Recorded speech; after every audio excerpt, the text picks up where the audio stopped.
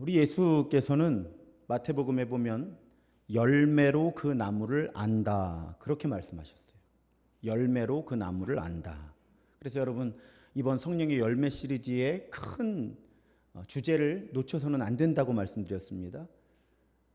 그럼 내가 성령 충만한 사람인지 아닌지를 무엇으로 안다고요? 성령의 열매를 보면 안다고요. 그러니까 이번 설교 시리즈의 주제는 열매를 하나하나 살펴보면서 내가 그렇게 해야지라고 생각하는 방향으로 움직이기보다는 점검을 해보는 거예요. 그리고 앞으로 내 마음을 살피면서 내가 정말 성령 충만한 사람인지 얼마나 성령 충만한 사람인지를 분별할 수 있는 그 토대를 한번 정리해 보는 것입니다. 저도 지난주에 고백했잖아요. 그동안 성령의 열매에 대한 설교와 성경 공부를 많이 했지만 정작 중요한 이 부분을 놓치고 있었던 거죠. 이번에 말씀을 준비하면서 큰 방향 설정에 오류가 있었구나 그동안 저에게. 그래서 지금 그 부분을 아마 거의 마지막 열매가 나올 때까지 설교 때마다 말씀드릴 것 같아요. 그래서 여러분 지난주 설교를 생각해 보죠. 사랑이 성령의 열매인 거예요. 그러니까 나에게 사랑이 있는지 어떤 사랑이 있는지를 보면 내 성령 충만한 상태가 드러난다고 하는 거죠. 적어도 분별할 수 있게 된다는 겁니다. 나 스스로는. 나에게 사랑하려는 의지가 있어요. 그리고 그 의지를 자꾸 행동으로 옮기게 돼요. 그리고 더 중요한 건 특별히 그 사랑의 대상이 내가 사랑하기 어려운 사람이에요. 자, 이 조건을 충족시키면 충족시킬수록 그냥 쉽게 100점 만점에 몇 점 보면 적어도 사랑이라고 하는 성령의 열매를 기준으로 할 때 내가 성령 충만한 사람인지 얼마나 어떻게 성령 충만한 사람인지를 분별할 수 있게 된다는 것입니다. 그러니까 내가 사랑하기 어려운 사람을 사랑하면 그건 내 의지가 아니라 성령께서 이끄시는 거라고 우리가 분별할 수 있는 가능성이 큰 건 사실이잖아요. 예수께서도 말씀하셨죠. 산상수훈에서 야, 너네를 사랑하는 사람만 사랑하면 그건 조폭도 해. 그건 하나님의 자녀 아니어도 해. 그러면서 뭐라 그러셨어요?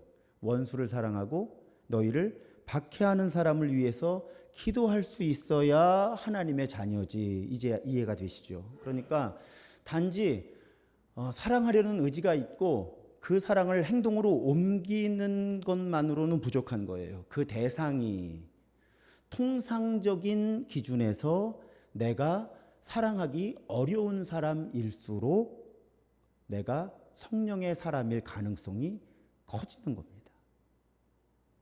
사랑의 질적, 양적 특성을 보면 알 수 있다는 거예요. 자, 같은 기준을 오늘 우리가 살펴볼 희락, 기쁨이라는 주제에 접목해 보면 설교의 결론이 이미 내려집니다. 제 이 스피치의 약점인데 저는 결론을 미리 말씀드리는 성향이 있어요. 이게 어떤 때는 굉장히 저에게 불리합니다.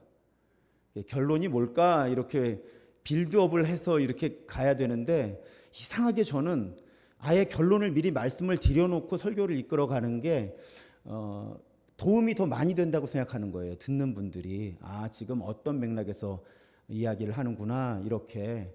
그러니까 지금 쭉 사랑에 대한 말씀을 드렸고요. 성령의 열매의 큰 주제를 말씀드렸는데 그러면 오늘 기쁨이라는 주제의 결론이 쉽게 내려지는 거예요. 누가 봐도 기뻐할 수밖에 없는 상황에서 기뻐하는 것보다는 누가 봐도 지금 저 사람은 기뻐할 만한 상황이 아닌데 기뻐한다면 성령의 열매로서의 기쁨일 가능성이 높은 거죠. 아주 쉽잖아요. 아주 쉽잖아요. 그래서 제가 간증의 수준 높은 간증이 어떤 간증이라고 말씀을 드렸어요? 내가 이렇게 잘 됐습니다 하는 간증이 오히려 가치가 낮은 간증이라고 말씀드렸죠. 자랑하는 거잖아요. 하나님이 다 해주셨습니다라고 말은 하지만 그래도 내가 잘했으니까 하나님이 나에게 이런 은혜를 주셨지라는 생각이 스며들 가능성이 높다고 말씀드렸잖아요. 그런데 누가 봐도 기뻐할 상황이 아닐 때 간증을 하면 그건 인간의 본성에서 나오는 그 기쁨과 감사와 간증이 아닐 가능성이 그만큼 높은 거잖아요. 그래서 저는 무엇이 잘 되었다라는 간증보다 안 되었을 때의 간증이 더 성령 충만한 간증이 될 가능성이 높다는 말씀인 거예요. 그 부분이 굉장히 중요한 거죠. 그 부분이. 자, 그럼 그 기준에서 이제 오늘 본문을 들여다보는 거예요. 이제 결론은 다 아셨어요. 자, 그 기준으로 오늘 본문을 들여다보면요. 본문 6절을 세 번역으로 보면 그러므로 여러분이 지금 잠시 동안 여러 가지 시련 속에서 어쩔 수 없이 슬픔을 당하게 되었다 하더라도 기뻐하십시오. 자, 보세요. 시련 때문에 슬퍼할 수밖에 없는 상황인 거예요. 그런데 기뻐하라는 거예요. 어쩔 수 없이 슬퍼할 수밖에 없는 그런 시련을 감당하면서도 기뻐할 수 있다면 성령의 열매인 거죠. 그러니까 시련을 당할 수밖에 없는 상황이지만 기뻐하십시오. 그렇게 오늘 본문이 우리에게 권면하는 거죠. 그리고 실제로 여러분 사도행전 5장에 보면 유대교 지도자들이 사도들을 탄압하잖아요. 그래서 사도들이 매질을 당하고요. 전도를 금지당한 다음에 석방이 돼요. 지금 분명히 고문을 당한 거예요. 그 다음에 전도를 금지당한 거예요. 그리고 석방이 되는데 그 장면을 5장 41절, 사도행전 5장 41절의 세 번역은 이렇게 묘사를 합니다. 사도들은 예수의 이름 때문에 모욕을 당할 수 있는 자격을 얻게 된 것을 기뻐하면서 공의회에서 물러났다. 여러분, 사도들이 지금 무엇을 기뻐해요? 예수 이름 때문에 모욕을 당하게 된 것을 기뻐하는데 본문에 보면 깜짝 놀랐어요. 모욕을 당하게 된 걸 자격을 얻게 되었다고 생각을 해요. 자격을 얻게 되었다. 우리 자격증을 얻으면 기쁘잖아요. 근데 지금 이 자격증은 예수 이름 때문에 모욕을 얻는 거예요. 그런데 그걸 자격이라고 표현하는 거죠. 그러면서 사도들이 기뻐했다는 거예요. 그리고 사도 바울의 서신 가운데 우리 옥중 서신으로 분류가 되는 글들이 있죠. 사도 바울이 구금 상태에서 탄압과 박해 상태에서 쓴 편지예요. 그중에 대표적인 서신이 빌립보서잖아요. 근데 빌립보서의 핵심되는 권면을 하나만 뽑으라고 하면 기뻐하라잖아요. 그러니까 성경의 가르침이 딱 일치하는 거예요. 기뻐할 수 없을 때 기뻐하는 것이 성령께서 이루시는 일이라는 거죠. 자, 이 흐름은 예수께서 가르쳐 주신 팔복과도 일치합니다. 팔복에 보면 의를 위하여 박해를 받는 자는 복이 있나니 천국이 그들의 것임이라. 나로 말미암아 너희를 욕하고 박해하고 거짓으로 너희를 거슬러 모든 악한 말을 할 때에는 너희에게 복이 있나니 기뻐하고 즐거워하라. 그러니까 예수님의 가르침과 사도들의 반응과 서신서의 권면이 맥을 같이 하는 거죠. 그래서 여러분, 성령의 열매로서의 기쁨이 우리에게서 드러나는 상황은 명백한 거예요. 우리가 예수님이 나의 주님이십니다, 나의 메시아 그리스도이십니다를 고백할 수 있으면서 기쁠 수 있다면, 그 고백 때문에 어려움을 당하더라도 그 고백을 감당해 내느라고 우리 요한계시록의 영성과도 일치하는 거죠. 짐승의 표를 받으면 내가 잘 먹고 잘 살 수 있는데 하나님의 도장을 선택을 해서 어려움을 당하더라도 기뻐할 수 있다면 성령의 열매로서의 기쁨입니다. 또 하나님과 하나님 나라를 위해서 옳은 일을 하다가 어려움을 당하면서 기뻐할 수 있다면 그 기쁨은 성령의 열매예요. 그러니까 여러분, 물론 다른 기쁨도 성령의 열매일 수 있다는 거예요. 잘 이해하셔야 돼요. 그런데 지금 성경의 여러 맥락에서 제가 말씀드린 기뻐하기 어려운 상황인데 내 믿음과 믿음의 고백과 그 고백에 합당한 삶을 살아가는데 기쁘면 그만큼 성령의 열매일 가능성이 높은 거고, 내가 그만큼 적어도 그 순간에는 성령의 사람으로 살아가고 있는 거죠. 삶은 어려워도, 여러 불이익이 있어도, 차별이 있어도 그것이 성령의 열매로서의 기쁨의 특징입니다. 그런데 지난주에 사랑이 우리가 구원받았음을 증명해 준다고 말씀을 드렸잖아요. 근데 기쁨도 마찬가지인 거예요. 이런 종류의 기쁨, 예수를 그리스도로 주님으로 고백하는 기쁨, 그리고 그 고백에 어울리게 하나님의 뜻과 하나님 나라의 원칙, 하나님 나라 법에 따라 살아가면서 힘들어도 기뻐할 수 있는 그 기쁨은 우리의 구원을 증명해 준다는 겁니다. 오늘 본문 8절과 9절을 세 번역으로 보면, 여러분은 그리스도를 본 일이 없으면서도 사랑하며 지금 그를 보지 못하면서도 믿으며 말로 다 표현할 수 없는 즐거움과 영광을 누리면서 기뻐하고 있다는 거예요. 예수님이 눈에 보이지도 않고 본 적도 없는데, 그런데 말로 다 표현할 수 없는 즐거움과 영광을 누리며 기뻐한다는 거예요. 왜? 9절에 보면 믿음의 목표, 곧 여러분의 영혼의 구원을 받고 있기 때문에, 영혼의 구원을 받고 있기 때문에. 그래서 예수를 본 적도 없고 예수를 보지도 못하면서도 말로 표현할 수 없는 즐거움과 영광을 누리면서 기뻐하고 있다는 거예요. 구원을 받고 있기 때문에. 그러니까 지금껏 설명드렸던 그런 기쁨이 내 안에 차고 넘친다면 나는 지금 구원받은 사람이라는 거죠. 그러니까 우리의 사랑도 우리의 구원을 증명해 주고요, 우리의 기쁨도 우리의 구원을 증명해 주는 거예요. 성경이 명확하게 그 부분을 우리에게 보여주고 계십니다. 그런데 여기서 좀 실제적인 문제들을 볼게요. 제가 크리스토퍼 라이트라고 하는 구약학자의 책을 참고하고 있잖아요. 크리스토퍼 라이트가 구약학자답게 이제 구약의 기쁨을 살펴보는데, 제일 저에게 설득력이 강하게 온 부분이 잔치, 축제예요. 절기. 그러니까 구약의 하나님의 백성들이 어떻게 기뻐했는가 보자 할 때, 일단 이 크리스토퍼 라이트가 구약학자로서 구약을 관찰해 보니까 하나님의 백성들은요, 하나님이 주신 것을 당당하게 기뻐하고 누렸다는 겁니다. 하나님이 주신 것이 무엇이었는가? 율법을 주셨잖아요. 또 해마다 추수를 하게 하셨잖아요. 예언자들을 통해 하나님의 말씀을 주셨잖아요. 성전도 건축하게 하셨잖아요. 왕도 주셨잖아요. 노동도 하게 하시잖아요. 사랑도 하게 하시잖아요. 결혼하게 하시잖아요. 여러 아름다움을 보게 하시잖아요. 자연을 누리게 하시잖아요. 빵과 포도주, 일용할 양식을 주시잖아요. 하나님의 백성들은 기뻐하며 누렸다는 거예요. 그래서 여러분, 우리 아가서 같은 경우는 사실은 19금이거든요. 이걸 성경으로 번역하느라고 표현을 굉장히 누그러뜨려서 그렇지 매우 노골적인 남성과 여성의 성적인 묘사를 담아내고 있어요. 왜? 사람과 사람 사이의 사랑, 또 사람과 하나님과의 사랑이 아름답기 때문이죠.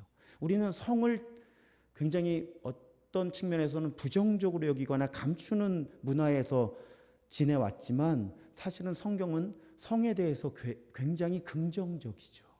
하나님이 사람에게 주신 선물인 거죠. 그러니까 모든 것이 하나님이 선물로 주신 거고, 그래서 신약에서도 그런 선언이 이루어지잖아요. 다 좋은 거라고, 감사함으로 받으면 다 선한 거라고, 선하지 않은 것도 말씀과 기도로 거룩해진다고, 그러니까 다 받아 누리라고. 하나님의 백성들은 하나님께서 선물로 주신 것을 다 받아 누리고 기뻐했다는 거예요. 그 기쁨이 집약되어 나타나는 장면이 축제, 절기, 잔치예요. 그런데 두 가지 조건이 있더라는 거예요. 기뻐하고 누리는데, 하나님의 백성들이 하나님이 주신 것을 기뻐하고 누릴 때 하나님이 주시는 기쁨이라면 이 두 가지 조건을 충족시켜야 합니다. 구약 성경의 맥락에서. 그것이 무엇이냐? 첫 번째, 그러니까 성령의 열매로 연결해 볼게요. 성령의 열매로서의 기쁨은 우선 도덕적으로 깨끗해야 되는 거예요. 도덕적으로 깨끗해야 되는 거예요. 그러니까 내가 윤리적이고 도덕적이지 않게, 혹은 불법까지는 아니더라도 그 편법과 이런 걸로 뭔가를 얻어서 즐거워하는 것은 성령의 열매로서의 즐거움에 자격이 없는 겁니다. 자, 구약에 보면 백성들이 즐거워해요. 축제를 벌입니다. 그런데 하나님의 백성들은 성적인 음행을 하면 안 돼요. 우리 성경을 많이 읽으셨으니까 알잖아요. 당시 이스라엘을 제외한, 하나님의 백성들을 제외한 주변 국가의 종교들은 다 이방신 제사에 성매매라든지 여러 성적인 음행, 타락이 있었다는 거예요. 그런데 여호와 하나님께 제사하는 것과 여호와 하나님을 기뻐하는 축제에서는 성적인 음행이 허용이 되질 않았죠. 또 술 취함, 폭식, 이런 가나안 축제가 갖고 있는 타락한 기쁨, 또 그 기쁨이 주는 유혹, 이스라엘 백성들의 축제는 그 유혹을 극복해야만 했습니다. 또 그 유혹에 넘어가지 말라고 하나님은 경고하셨다는 거죠. 그러니까 하나님의 백성들의 절기는 풍요로웠고 즐겁고 행복하고 기뻤지만 술 취함과 부도덕함으로 넘어가서는 안 되는 거죠. 여러분, 예수님도요. 예수님 죄 없으셨잖아요. 성경에 그렇게 적혀 있잖아요. 그런데 예수님은 세리와 성매매 여성, 당시 죄인으로 낙인 찍혔던 사람들하고 잔치를 좋아하셨잖아요. 그래서 영어 표현으로 예수님이 파티광이셨다고. 파티광. 그 사회적으로 지탄을 받는 사람들하고 파티를 즐기셨다는 거예요. 근데 우리는 예수님이 그 파티 가운데서 죄와 부도덕에 오염되지 않으셨다고 믿고 알고 있는 거죠. 그리고 예수님과 함께 그 밥을 먹고 파티에 참여했던 사람들도 역시 분명히 죄와 부도덕에 오염되지 않고 진짜 기쁨을 누렸을 거예요. 제가 전에 있던 교회에서 이 남성 소그룹을 막 활성화시키는 그 사역이 있었어요. 근데 그 남성 소그룹이 막 활성화됐을 때 그 남자분들이 토요일 날 오후에 모여서 이렇게 함께 식사도 하고 교제를 하는데 집에 가서 아내분들한테 그렇게 이구동성으로 얘기하셨대요. 술 안 마시고 남자들하고 이렇게 오래 얘기해 본 건 처음이라고. 술 안 마시고 남자들끼리 이렇게 깊이 있는 얘기를 나눠본 건 처음이라고. 여러분, 우리 가끔 그런 분들 말씀 듣거든요. 뭐 세상 사람들 같으면 그냥 술 한잔하고 풀면 되는데 참 교회 다니는 사람들은 그것도 못하고, 여러분, 성령에 취하면 술 한 방울 안 마시고도 정말 깊이 있고 정말 즐거운 대화를 밤새도록 나눌 수 있습니다. 저는 우리 교인들 가운데 아직 그 경험이 없으신 분들은 빨리 해보셨으면 좋겠어요. 성령에 취하는 게 얼마나 무서운 건 줄 아세요? 얼마나 재밌는 건 줄 아세요?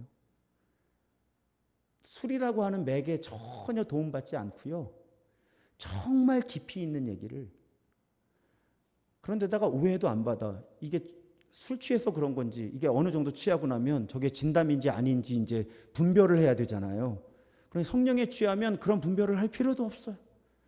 그냥 깨끗한 마음으로 품위 있게, 그러면서도 솔직하게, 그렇게 정말 즐거운 시간을 보낼 수가 있거든요. 저는 우리 교회 소그룹 모든 속회들 사역하는 분들이 그런 즐거움을 좀 맛봤으면 좋겠어요. 그런 즐거움을. 그래서 막 속회가 기다려지고 우리 함께 사역하는 사람들하고 뭉치고 싶고 자꾸. 왜? 거기에 가면 재밌어서. 정말 재밌어서. 그런데 그 재미가 품위 있게 재밌어서. 하나님 얘기하면서 재밌어서.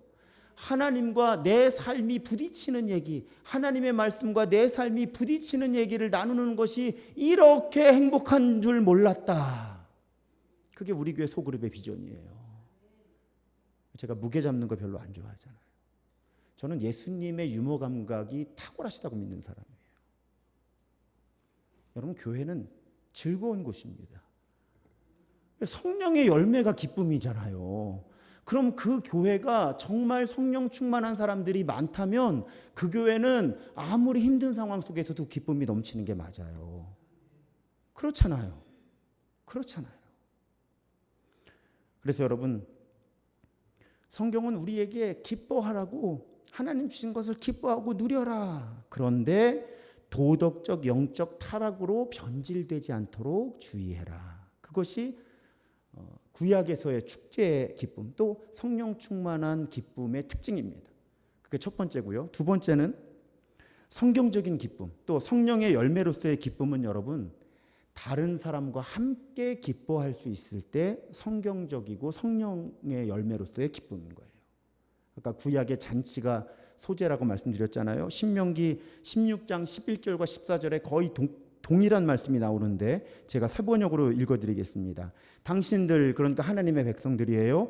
당신들 하나님의 백성들은 당신들의 하나님이 그의 이름을 두려고 택하신 그곳에서 당신들과 당신들의 아들과 딸과 남종과 여종과 성 안에서 같이 사는 레위 사람과 떠돌이와 고아와 과부까지도 함께 주 당신들의 하나님 앞에서 즐거워해야 합니다. 이 맥락은 추수감사의 절기예요. 사실은 맥추절이나 추수감사절이나 뭐 다 추수에 관계된 거잖아요. 그 절기에 땅을 소유하고 있는 소유주들은 축제고 종들은 일하고 있으면 안 된다는 거예요. 다 기뻐해야 된다는 거예요. 다 축제해야 된다는 거예요. 또 토지를 소유하지 못해서 추수의 기쁨을 누릴 수 없는 구조적으로 어떤 사람들, 레위인들, 또 외국인들, 이 사람들은 토지 소유가 안 되니까 이 추수의 기쁨을 누릴 수가 없잖아요. 그러니까 다 부르라는 거예요. 그런 사람들. 그렇게 함께 기뻐해야 된다는 거예요. 또 사회적인 약자들, 고아와 과부, 자기를 돌봐줄 사람이 없는 사람들도 다 불러야 된다는 거예요. 그렇게 함께 즐거워하는 것이 하나님께서 주시는 기쁨이에요. 혼자만 잘 살면 뭐가 재밌겠어요? 하나님이 주시는 기쁨은 혼자 기쁜 게 아니에요. 자, 우리 예수님, 여러분, 구약과 신약은 제가 매우 중요하게 말씀드리는 주제잖아요. 같은 맥이에요. 절대로 불연속성이 크질 않습니다.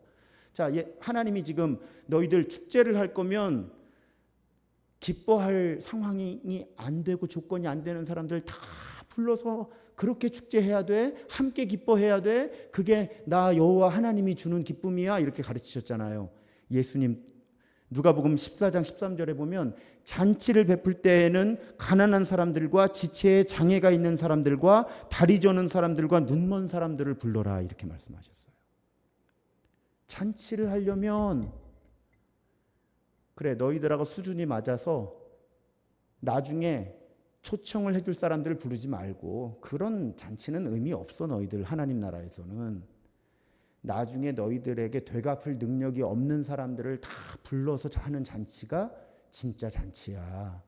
예수님도 뭐 구약의 하나님과 신약의 예수님 같은 분이니까 똑같은 가르침을 우리에게 주신 거예요. 그래서 여러분, 성경적인 기쁨, 성령의 열매로서의 기쁨은 함께 기뻐할수록 이 일 때문에 기뻐하는 사람들이 늘어날수록, 그래서 여러분 좀 그냥 극단적인 예니까요. 그러니까 상대적인 어떤 평가를 받아야 되는 거에서 나나 자녀나 손자 손녀가 잘해서 기뻐하는 건 성령의 열매일 가능성이 매우 적습니다. 성령의 열매일 수도 있어요. 가능성은 적어요. 왜? 경쟁 속에서 누군가는 져서 아파하잖아요. 지금 제가 이런 스포츠 경기, 국제 경기 이런 곳에서 기도하는 것에 대해서 이제 신중해야 된다, 안 된다는 게 아니라 신중해야 된다는 게 이런 입장이에요. 왜냐하면 누군가는 이겼지만 누군가는 지잖아요. 그러면 진 팀에 있는 그리스도인들은 어떤 마음일까요? 또 이렇게 공개석상의 시상식 같은 곳에서 하나님께 영광을 돌립니다라고 말할 때도 사실은 어떤 측면이 있죠? 그럼 그 상을 받지 못한 사람은 이런 부분들이 있는 거잖아요. 이런 조심스러움이 있는 거죠. 우리에게는 늘. 사회가 워낙 망가져서 너무 경쟁 구도 가운데 있으니까. 그래서 나와 가족과 이렇게 교회, 우리 교회 이렇게 좁은 원에서 기뻐할 일들 대외적으로는 신중해야 될 상황들이 있죠. 제가 제일 조심해야 되지만요. 우리 교회 이야기를 할 때. 사실은 목사님들 만나서 우리 교회 이야기를 하고 나서 이렇게 밤에 마음이 무거울 때가 많아요. 저는 그냥 얘기를 했는데 밤에 가만히 생각해 보면 이게 자랑이 된 거죠. 자랑이 된 거예요. 우리 교회 자랑할 일이 많거든요, 사실은. 저는 사실은 솔직히요, 자랑하려고 한 이야기가 아니라 그냥 교회 이야기를 한 거예요. 나중에 가만히 생각해 보면 그 모임에 있던 분들 가운데 어떤 분들은 제 이야기 때문에 힘들어졌을 가능성이 매우 높은. 그래서 그러면 이제 제가 어떤 회개를 혹은 어떤 자아 성찰을 할 수 있을까요? 아, 내가 그 순간에 성령님의 이끄심을 충분히 따르지 못한 것 같다. 참 안 고쳐져요. 제가 후회가 많아요. 그래서 회개가 많습니다. 밤마다 모임 하나 다녀오면 그런 저도 사용하시는 하나님께 감사하죠. 그래서 여러분, 성경적인 기쁨, 또 성령의 열매로서의 기쁨은 함께 기뻐할 수 있을수록 함께, 특히 본래는 그 기쁨에 참여할 수 없는 사람인데 나 때문에 기쁨의 자리에 누군가 함께 할 수 있게 된다면 그럴 때 주어지는 기쁨이 성령의 열매로서의 기쁨일 가능성이 그만큼 높다. 우리는 성령께서 이런 기쁨을 주시는구나라고 분별할 수 있는 그런 기회가 된다는 말씀이에요. 사랑하는 여러분, 우리는 복음의 사람들, 복음이 뭐예요? 좋은 소식이잖아요. 그러니까 우리는 좋은 소식을 갖고 사는 사람들이거든요. 사실은 복음을 가지고 있으면 기뻐야 됩니다. 구원 받았잖아요. 또 최종적이고 완전한 구원 받을 거잖아요. 그런데 그 하나님은 만물을 구원하고 싶어 하시는 하나님이시잖아요. 구원하실 거잖아요. 여러분, 우리는 그 소망을 가지고도 충분히 기뻐할 수 있는 사람들인 거죠. 이 세상의 삶의 조건이 많이 나빠도 제가 20살에 지금 보면 굉장히 범위가 좁은 어떤 의미에서는 좀 제한적이고 편협한 복음이었지만 그래 나 지금 당장 죽어도 천국 가. 그때 제 마음을 채웠던 기쁨이 있거든요. 학교 캠퍼스에서 선교단체에서 이렇게 그 선교단체의 신입생을 모집하던 선배를 만났는데 너 지금 죽으면 천국 갈 수 있어? 여러분 이런 전도 방법은 지금 하면 안 돼요.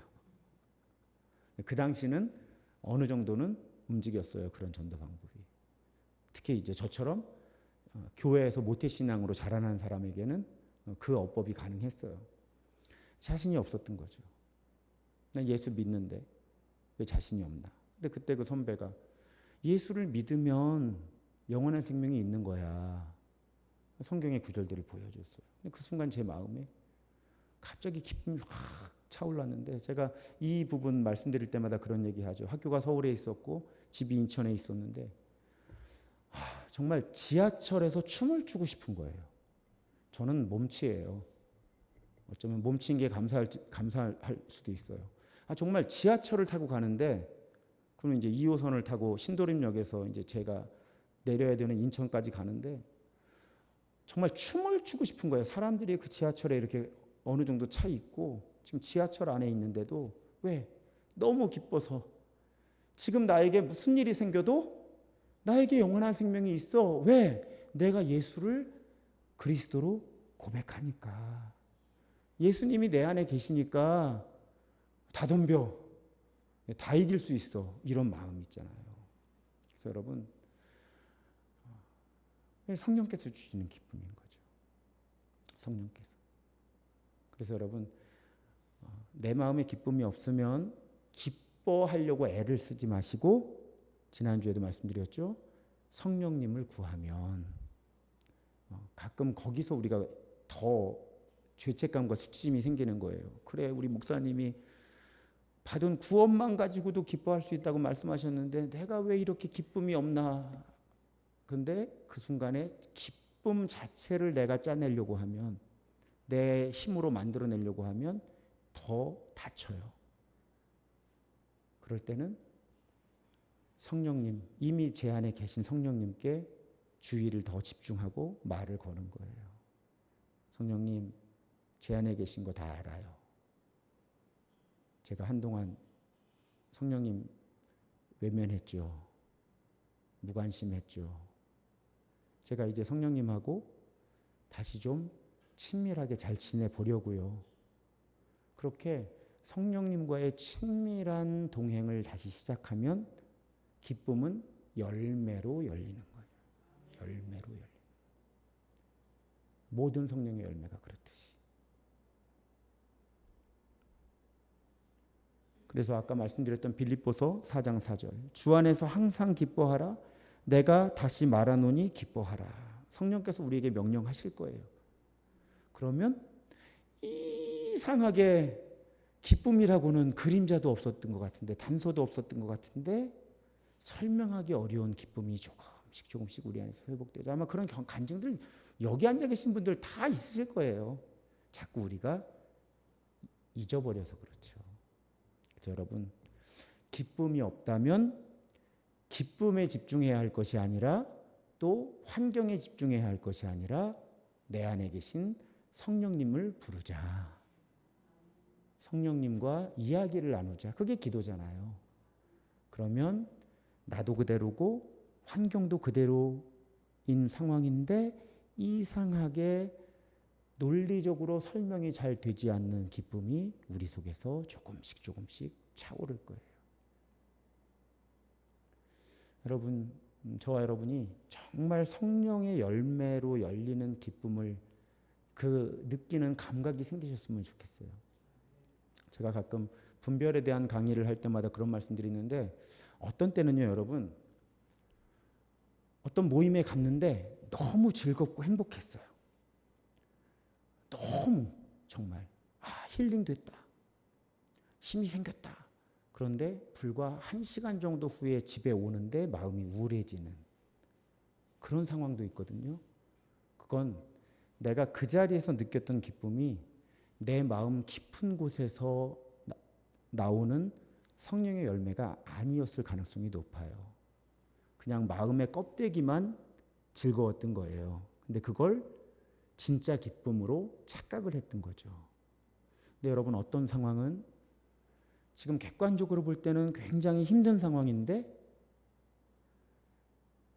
가만히 있으면 저 안에서, 내 안에서 이렇게 샘처럼 기쁨이 이렇게 흘러나오는 것 같은 느낌을 느낄 때가 있어요.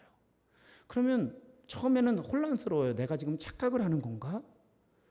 왜 지금 나에게 이런 어려움이 있고 이런저런 곤란한 형편이 있는데 지금 내 감정은 이게 뭐지? 내가 지금 뭔가 정신적으로 문제가 생기는 건 아닌가? 그런데 그 기쁨이 내 마음 중심에 계신 성령께서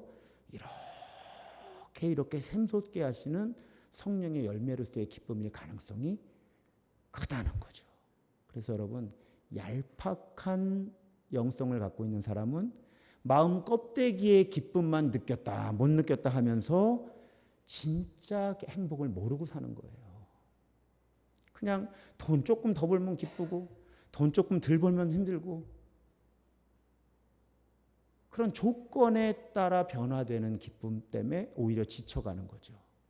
그런데 정말 우리 마음 깊은 곳에서 성령님께서 흘러나오게 하시는 기쁨의 맛을 아는 사람들은요, 아주 환경이 힘들어도 빠른 속도로 그 기쁨을 느끼는 법을 아는 거예요.